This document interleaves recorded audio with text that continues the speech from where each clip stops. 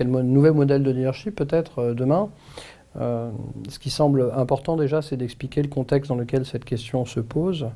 Je pense pouvoir dire qu'il y a déjà quelque chose qui est lié au rapport au temps, qui est très important, puisque une constante des différents clients au niveau RH, et pas que RH d'ailleurs, c'est le manque de temps pour faire les choses. Et donc, il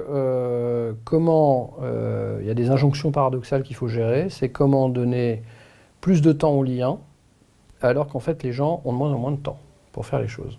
Ça, c'est un vrai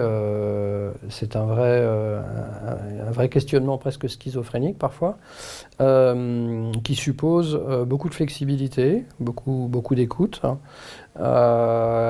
qui suppose une véritable capacité à être proche des gens et à véritablement savoir comprendre leurs attentes, sachant que ce qui fait sens pour eux n'est pas toujours ce qui peut peut-être faire sens pour l'organisation.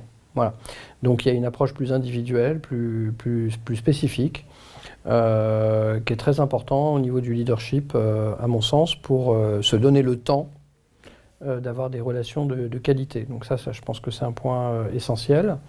Ce qui est un point également essentiel, c'est que cette question du temps est également cruciale sous l'angle, par exemple, du learning, des pratiques pédagogiques, puisqu'aujourd'hui, les temps de concentration que les gens peuvent accorder, du fait qu'ils ont de moins en moins de temps, deviennent de plus en plus courts.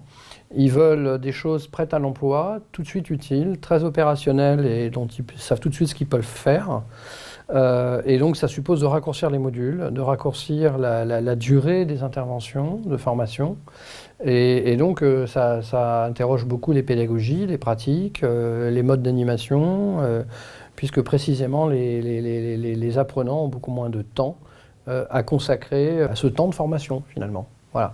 Et aujourd'hui, garder des relations de proximité, il y a une vraie approche, une vraie réflexion sur le temps de travail et la manière dont on se